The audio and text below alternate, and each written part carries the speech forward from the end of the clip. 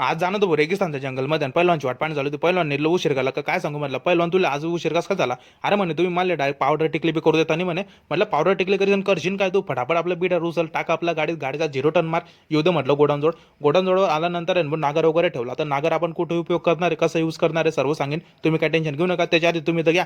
राम राम, जय श्रीराम, जय खानदेश मंडळी, मजामध्येच राहा. तुमचं सर्वांचं स्वागत करतो आजच्या व्हिडिओमध्ये. खाली आपली गाडी आली भाऊ, गावाच्या खाली मग बसलो. तुमचा भाऊ मस्त रिमझिम पावसाचा मजा घेतला आणि रस्ता असा चिरत गेली आपली गाडी, विचारू नका, गाराच गारा होता. पण आपल्या गाडीला थोडा पण धक्का लागत नाही. खतरनाक गाडी आहे आपली. मग लाखाची जोडी म्हणजे मग डाय विशेष गंभीर आहे.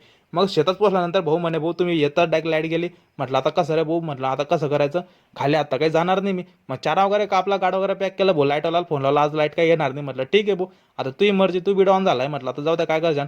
मग आता मटल पाणी झाकून दिलं भाऊ आणि तिथून निघालो. आता मोठा विषय होता की गाडा झोपायला जागा नाही होती, म्हणजे फाकायला जागा नाही होती. म्हटलं थांब भाऊ मी करतो काहीतरी. गाडा उचलला डायरेक्ट जागावर स्टन मारून दिला आणि गाडा वगैरे झोपलं भाऊ, तिथून निघालो. तर मित्रांनो आमचं तर काम फेल झालं, पण तुमचं नको उद्या. मला फॉलो सबस्क्राईब करा. भेटू आता पुढच्या व्हिडिओमध्ये. जय श्रीराम, जय खानदेश.